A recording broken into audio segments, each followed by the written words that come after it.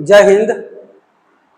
आज हम लोग विजयनगर साम्राज्य के अति महत्वपूर्ण प्रश्नों को देखेंगे जो एग्जाम के दृष्टिकोण से अति महत्वपूर्ण हैं। आज हम लोग पढ़ेंगे विजयनगर साम्राज्य के शाही केंद्रों को लिखें। कभी कभी प्रश्न आएगा विजयनगर साम्राज्य के शाही केंद्रों को लिखें। कभी कभी आएगा महानवमी डिब्बा क्या है, गोपुरम क्या है, कमल महल क्या है, हाथी का स्तबल क्या है आदि। तो हम लोग शाही केंद्र के रूप में अगर पढ़ेंगे तो जैसी शाही केंद्र के रूप में पढ़ेंगे हमारा सारा क्वेश्चन अपने आप हो जाएगा। तो यहाँ पर हम लोग पढ़ेंगे विजयनगर साम्राज्य के शाही केंद्र के बारे में। कोई पत्थर की मूर्त है, किसी पत्थर में मूर्त है, कोई पत्थर की मूर्त है, किसी पत्थर में मूर्त है। लो हमने देख ली दुनिया जो इतनी खूबसूरत है, जमाना अपनी समझे मुझे अपनी खबर यह है, तुझे मेरी जरूरत है मुझे तेरी जरूरत है। तो विजयनगर साम्राज्य हम लोग देख रहे हैं महानवमी डिब्बा। विजयनगर साम्राज्य के शाही केंद्र का एक बहुत ही प्रमुख स्थल था महानवमी डिब्बा। वास्तव में महानवमी डिब्बा क्या था? महानवमी डिब्बा एक मंदिर था। क्या था? एक मंदिर। विजयनगर साम्राज्य के सबसे ऊंचे पहाड़ पर, सबसे ऊंचे स्थल पर, एक 40 फीट ऊंचे जगह पर एक मंदिर होता था, जिस मंदिर में नवरात्र के दिन दुर्गा पूजा के समय पूजा अर्चना की जाती थी और 9वें दिन बलि दी जाती थी। 9वें दिन बलि, भैंसे की बलि पड़ती थी। कहावत था कि छोटा पशु का बलि छोटा लोग देता है, बड़ा पशु का बलि राजा महाराजा देता है। तो राजा जो होता था वह भैंसे की बलि देता था और यही बलि उसकी शक्ति और प्रतिष्ठा को दिखलाता था। राजा जिस भैंसे की बलि देता था उसकी बलि देने के लिए,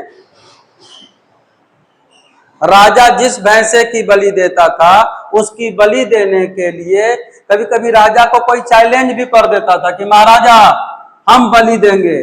अब सोचो फलना राजा है, फलना राजा है, इसको चिलना चैलेंज कर दिया, चिलना चैलेंज कर दिया कि हम बलि देंगे। तो पहले फलना चिलना में युद्ध होगा, जो जीतेगा वही बलि देगा। तो यह राजा की शक्ति को भी दर्शाता था, राजा के पावर को दर्शाता था और राजा के प्रतिष्ठा को दर्शाता था। तो महानवमी डिब्बा क्या है? विजयनगर साम्राज्य में सबसे ऊंचे स्थान पर एक मंदिर होता था, जिस मंदिर पे नवरात्र के दिन पूजा अर्चना होती थी और 9वें दिन भैंसे की बलि दी जाती थी। इसे ही महानवमी डिब्बा कहते हैं।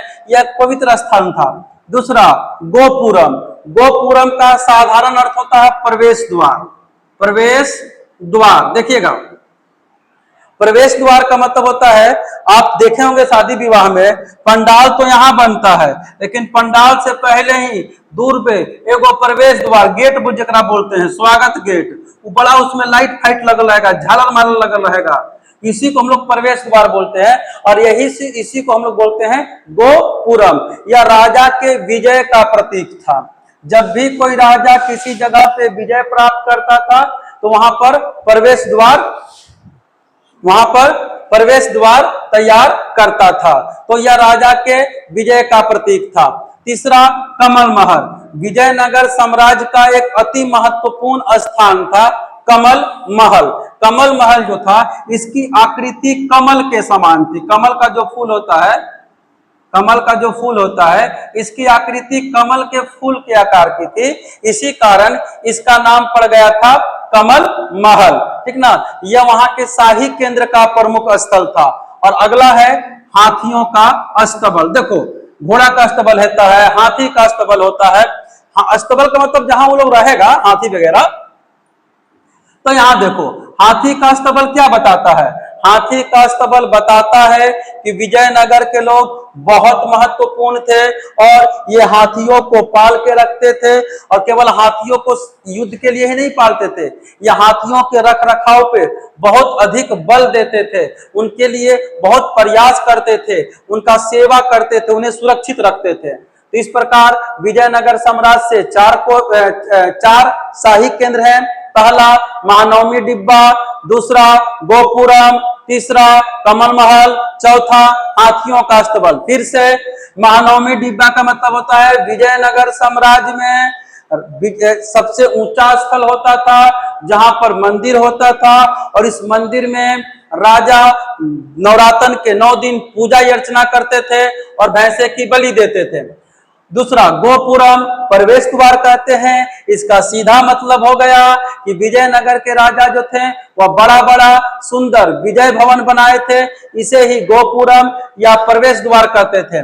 कमल महल, विजयनगर साम्राज्य में कमल की आकृति का एक महल था, इसी कारण इसका नाम कमल महल था, जिसमें मंत्रियों से विचार विमर्श, मान के चलिए कि उस समय कई संसद था जहां विचार विमर्श होता था। और हाथियों का अस्तबल विजयनगर साम्राज्य में हाथियों का अस्तबल था। ये हाथी विजयनगर साम्राज्य की सेना के बहुत प्रमुख अंग थे, लेकिन इनके रख रखाव पे राजा विशेष बल देता था, इसलिए अस्तबल बना के रखा था। तो यह हो गया विजयनगर साम्राज्य के शाही केंद्र। अब अगला जो महत्वपूर्ण प्रश्न है जो एग्जाम में हर बार आया हुआ है, इसका नाम है कृष्णदेवराय की उपलब्धियों को लिखें। विजयनगर साम्राज्य का सबसे महान शासक कृष्णदेवराय, इसकी उपलब्धियों को लिखना है। तो कृष्णदेवराय की उपलब्धियों को, अगला क्वेश्चन है कृष्णदेवराय की उपलब्धियों को लिखें।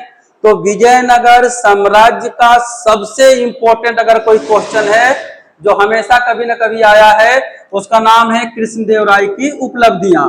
अब हम आपको बताए थे कि विजयनगर साम्राज्य की स्थापना 1336 ईस्वी में हरिहर और बुक्का नामक 2 भाइयों ने की थी। अच्छा, जब हरिहर और बुक्का नामक 2 भाइयों ने विजयनगर साम्राज्य की स्थापना की, तो विजयनगर साम्राज्य में कुल 4 राजवंशों ने शासन किया। पहला संगम वंश, दूसरा सुलभ वंश, तीसरा तुलुब वंश और चौथा आरवीडू वंश। तो अब हम लोग पढ़ेंगे कृष्णदेवराय के विषय में। तो कृष्णदेवराय तुलुब वंश के महान शासक थे, तुलुब वंश के। इसका आंसर लिखते समय ध्यान देंगे, लिखेंगे विजयनगर साम्राज्य की स्थापना 1336 ईस्वी में हरिहर और बुक्का नामक 2 भाइयों ने की थी। दूसरा पॉइंट लिखेंगे कि विजयनगर में कुल 4 राजवंशों ने शासन किया था। 1 नंबर संगम, दूसरा सुलुभ, तीसरा तुलुब और चौथा आरवीडू वंश। तुलुब वंश का सबसे महान शासक कृष्णदेवराय था। यह विजयनगर का भी सबसे महान शासक था। अगर विजयनगर कृष्णदेवराय का जो साम्राज्य था ये बहुत दूर तक फैला हुआ था। इनका साम्राज्य दक्षिण में कावेरी नदी तक फैला हुआ था और उत्तर में कृष्णा नदी के तट तक फैला हुआ था। इस प्रकार देखिए, ये बहुत ही महान कूटनीतिज्ञ थे। कृष्णदेवराय जो थे कूटनीतिज्ञ थे। एक होता है राजनीतिज्ञ जो पॉलिटिक्स करता है, एक होता है कूटनीतिज्ञ जो कूटनीति करता है, अर्थात दुश्मन के बीच में रह के दुश्मन को कैसे हराना है, इसको कूटनीति बोलते हैं। तो जैसे चाणक्य था, पता है ना आप लोग को, चाणक्य जिसको कौटिल्य भी हम लोग बोलते थे, हिंदुस्तानी कौटिल्य। तो उसी तरह विजयनगर साम्राज्य में कृष्णदेवराय एक कूटनीतिज्ञ थे। उन्होंने उड़ीसा के राजा को पराजित किया था। फिर से याद करो, उड़ीसा के राजा को क्या कहते थे? उड़ीसा के राजा को कहते थे गजपति। उड़ीसा के राजा को पराजित किया कृष्णदेवराय ने और उनकी बेटिया से शादी किया था, उनका लड़किया से क्या किया था? शादी कर लिया था। कृष्णदेवराय की उपलब्धि यही है, इसने बीजापुर के सुल्तान को, आगे चलकर आप पढ़िएगा, 3 मुस्लिम राज्य गोलकुंडा, अहमदनगर और बीजापुर, गोलकुंडा, अहमदनगर और बीजापुर 3 राज्य मुस्लिम राज्य थे, जिसमें बीजापुर का एक शासक था जिसका नाम था आदिल शाह। कृष्णदेवराय ने आदिल शाह को पराजित किया। कृष्णदेवराय ने पुर्तगालियों से, जो पुर्तगाली भारत में आए थे, उन पुर्तगालियों से मित्रता स्थापित की। कृष्णदेवराय के समय विजयनगर साम्राज्य सुख और समृद्धि का केंद्र था। यही कृष्णदेवराय की उपलब्धियां मानी जाती हैं। तो आज आपने देखा कि विजयनगर साम्राज्य का शाही केंद्र कौन कौन सा था और कृष्णदेव राय की उपलब्धियां।